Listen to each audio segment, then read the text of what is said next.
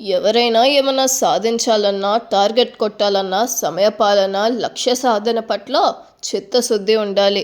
ప్రస్తుతం ఆధునిక యుగంలో 24 గంటలు పనేమీ లేకపోయినా చాలా బిజీగా కనిపిస్తారు.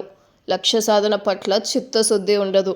దానికి కారణం టైం కిల్లర్, టార్గెట్ కిల్లర్ అయినటువంటి మొబైల్ ఫోన్. ఈ మొబైల్ ఫోన్కు ఎంత దూరంగా ఉంటే అంత సమయం ఆదా అవుతుంది, అంత త్వరగా టార్గెట్ రీచ్ అవుతాము. దానికి చక్కని ఉదాహరణ టీమిండియా ఓపెనర్ సంజు శాంసన్. తను రీసెంట్గా T20లో జరిగే మ్యాచ్ సరిగ్గా ఆడలేకపోయాడు.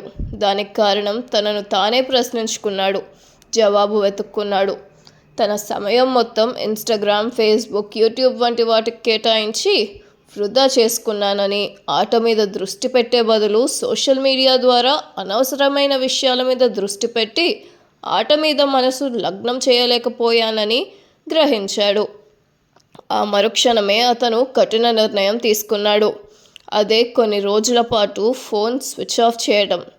తద్వారా ఫేస్బుక్, యూట్యూబ్, ఇన్స్టాగ్రామ్, ట్విట్టర్ వంటి వాటికి దూరంగా ఉండటం. తనను తాను ఆత్మపరిశీలన చేసుకోవడానికి సమయం దొరికింది. తనలో ఎక్కడ లోపం ఉంది, మార్పులు ఎక్కడ చేసుకోవాలి, దానికి ఏ విధంగా సన్నద్ధం చేసుకోవాలి అని మానసికంగా సన్నద్ధమై శారీరక సాధన చేయడం మొదలుపెట్టాడు. టార్గెట్ కొట్టడం, రాణించటం, లక్ష్య సాధన, ఇలా మొబైల్ స్విచ్ ఆఫ్ చేసి సామాజిక మాధ్యమాలకు దూరంగా ఉండటం వలన చాలా చక్కని ఫలితాలు వస్తాయని అన్నారు.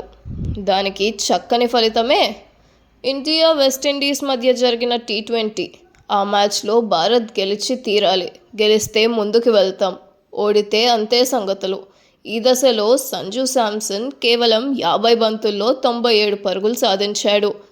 జట్టును విజయ తీరాలకు చేర్చాడు. ఈ సందర్భంగా ఆయన మాట్లాడుతూ, తాను మొబైల్ ఫోన్ స్విచ్ ఆఫ్ చేశానని, దృష్టి అంతా ఆట మీదే కేంద్రీకరించానని, లక్ష్యం ఎంత పెద్దదైనా నేను సాధించగలను అన్న మానసిక దృఢత్వాన్ని సంపాదించుకున్నానని ఆయన తెలియజేశారు. ప్రస్తుత యువత దీన్ని నేర్చుకోవాలి.